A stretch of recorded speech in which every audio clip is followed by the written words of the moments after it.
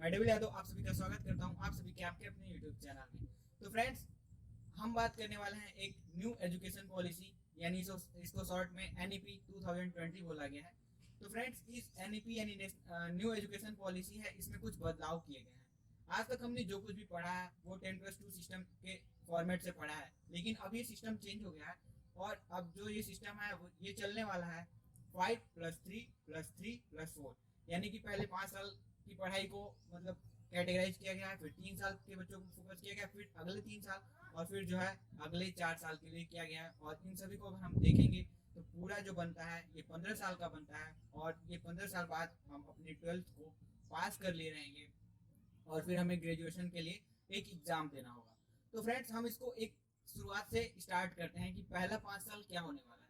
तो पहला जो अपना 5 साल होगा वो होगा nursery, KG, prep, first year, first class first and class second. फिर से बोलता हूँ, nursery, KG, prep, class first and class second. इन 5 साल में बच्चों को ये फोकस किया जाएगा कि उन्हें बैग कम से कम लाना पड़े और उन्हें खेल कूद के माध्यम से ज्यादा सिखाने की कोशिश की जाएगी। ये जो है 5 साल के लिए, इसको हम बोलेंगे फाउंडेशन स्टेज।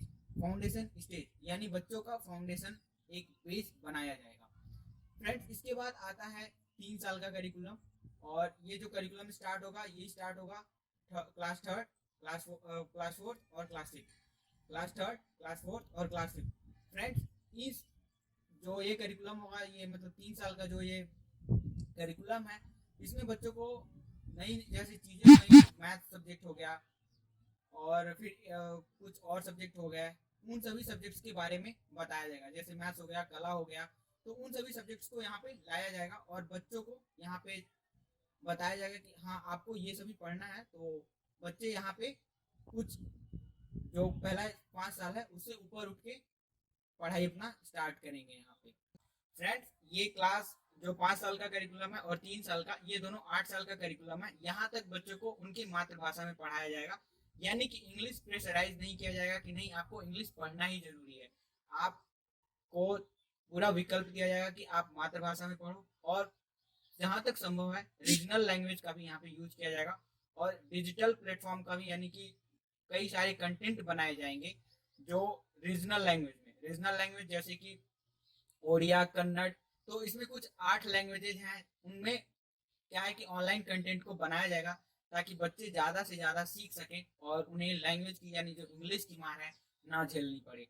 तो फ्रेंड्स, इससे अगर अब हम आगे चलते हैं तो अपना आता है फिर 3 साल का करिकुलम और ये है क्लास 6, क्लास 7 और क्लास 8। क्लास 6, क्लास 7 और क्लास 8।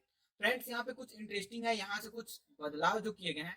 यानी क्लास 6 में आने के बाद बच्चों को कोडिंग सिखाई जाएगी, यानी कंप्यूटर में कोडिंग। आज तक बच्चे कंप्यूटर तो सीखते थे लेकिन उन्हें कोडिंग नहीं सिखाई जाती थी। तो यहाँ पे कोडिंग सिखाया जाएगा, यानी कोडिंग पे फोकस किया जाएगा और उसके साथ साथ उन्हें एक बीवो कोर्स है, यानी बैचलर ऑफ वोकेशनल एजुकेशन। तो उसमें भी उन्हें क्या है कि चांस मिलेगा एक एक्स्ट्रा कुछ सीखने का। जैसे कि वो चाहे तो कारपेंट्री सीख सकते हैं, पेंटिंग सीख सकते हैं, कुछ मेटल वर्क सीख सकते हैं।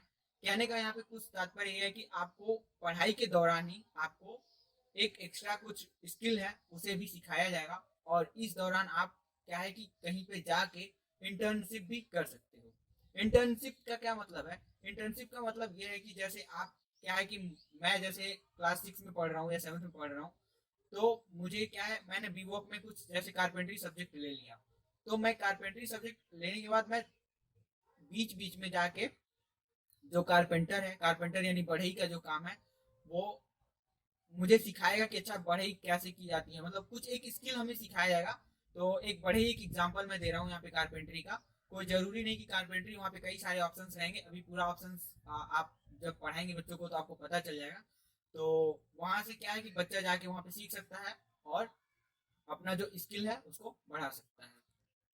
फ्रेंड्स, इस स्टेज को हम बोलते हैं मिडिल स्टेज। इस स्टेज को हम बोलते हैं मिडिल स्टेज, यानी क्लास 6 से लेके जब 8 तक बच्चा पढ़ता है उसे हम मिडिल स्टेज बोलते हैं। और इस स्टेज में जो मैंने बताया आपको कि एक स्किल सिखाया जाएगा। फ्रेंड्स, ये स्किल आप क्लास 12 तक कंटिन्यू रख सकते हो। जैसे कि अगर छुट्टी है उसमें भी आप इंटर्नशिप कर सकते हो, यानी इंटर्नशिप पे भी इंटर्नशिप को बढ़ावा दिया गया है। और जैसा मैंने बताया कि मातृभाषा पे भी फोकस किया गया है। फ्रेंड्स जो अपना अगला स्टेज है वो है 4 साल का, और इसे हम बोलते हैं सेकेंडरी स्टेज या लास्ट स्टेज। सेकेंडरी स्टेज या लास्ट स्टेज फ्रेंड्स, ये जो है 4 साल का है, यानी क्लास 9 से क्लास 12 तक को एक कैटेगरी में रखा गया, एक करिकुलम में रखा गया। और ये जो एग्जाम होंगे, जैसे क्लास 10 पहले होता था, क्लास 12 पहले होता था, अब भी रहेगा, लेकिन एग्जाम जो है उनका पैटर्न बदल जाएगा।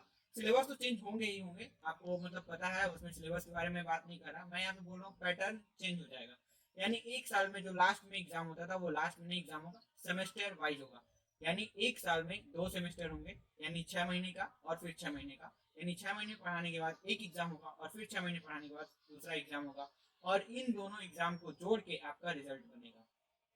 क्लास 9 में भी 2 सेमेस्टर होंगे, आप एग्जाम दोगे, क्लास 9 का आपका जो रिजल्ट आया, जो रिपोर्ट कार्ड आया वो आया। लेकिन जब आप क्लास 10 यानी बोर्ड के एग्जाम दोगे, तो उसमें आप क्या है, जो सेमेस्टर 1 है और सेमेस्टर 2 है, दोनों का जो है रिजल्ट आया है उसको जोड़ के आपका एक रिपोर्ट कार्ड तैयार किया जाएगा।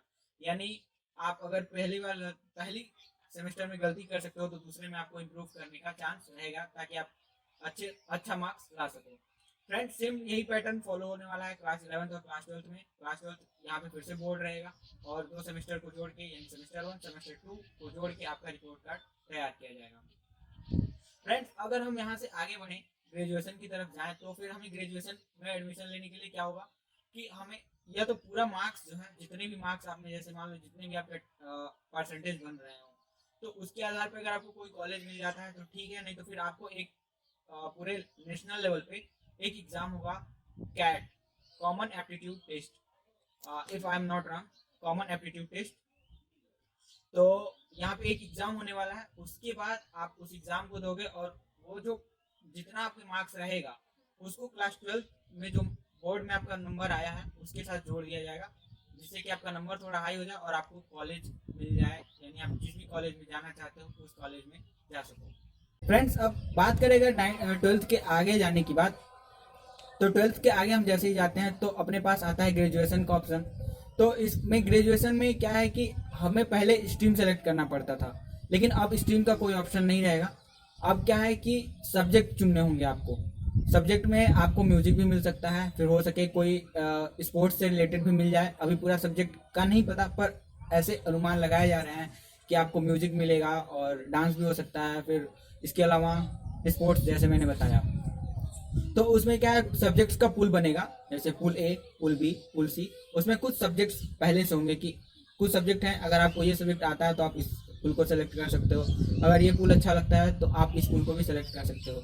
तो फ्रेंड्स यहाँ पे सबसे इंटरेस्टिंग बात ये है कि अगर आप किसी कोर्स को मान लो किसी कारणवश आपको छोड़ना पड़ता है, जैसे पहले क्या होता था, कुछ पहले की बात करें, जैसे या तो लड़का अगर मैथ्स पढ़ रहा है तो मैथ्स की तरफ ही जाना पड़ता था, उसे बायो पढ़ने का ऑप्शन नहीं मिलता था, या फिर कॉमर्स पढ़ने का ऑप्शन नहीं मिलता था, वो जिधर चला गया उधर चला गया। और फिर उसके बाद उसको क्या है कि अगर उसका मन नहीं भी लग रहा है तो भी उसे पढ़ना पड़ता था, या तो फिर वापस छोड़ के फिर से आके शुरू से करना पड़ता था, तो उसका जो पूरा वो जो जितना पढ़ा है वो सब बर्बाद जाता था। लेकिन अब ऐसा नहीं है, अब हमें ऑप्शन रहेगा, जैसे मैंने बताया पुल रहेगा, तो उस पुल में आपको अच्छे से ऑप्शन मिल जाएगा। जैसे आप चाहो तो मैथ्स के साथ कॉमर्स भी ले सकते हो, कॉमर्स, या फिर चाहो तो आप आर्ट्स भी पढ़ सकते हो, ह्यूमैनिटीज भी पढ़ सकते हो, बायो और मैथ्स एक साथ, यानी कुछ भी कोई भी पढ़ सकता है, बायो मैथ्स एक साथ पढ़ सकता है, बायो कॉमर्स एक साथ पढ़ सकता है। तो इसमें ऐसा कोई बाध्यता नहीं रहेगा कि नहीं आप इधर चले गए तो आप मतलब आप सिर्फ यही पढ़ सकते हो, ऐसी कोई बाध्यता नहीं रहेगी। और एक चीज़ और यहाँ पे खास है कि अगर मान लो आपने किसी कारणवश गलत सब्जेक्ट ले लिया, जैसे मुझे मैथ्स नहीं करना और मैंने मैथ्स ले लिया, और फिर मैंने 1 साल पढ़ाई करी, उसके बाद मुझे लगता है यार मुझे मैथ्स अच्छा नहीं लग रहा है, इससे अच्छा मैं क्या है हिस्ट्री पढ़ लेता हूँ, तो मैं जब मैथ्स से वापस जाऊँगा तो मुझे सर्टिफिकेट दिया जाएगा। ये मैं बात कर रहा हूँ ग्रेजुएशन की, और ग्रेजुएशन जो होगा वो पूरा 4 साल का होने वाला।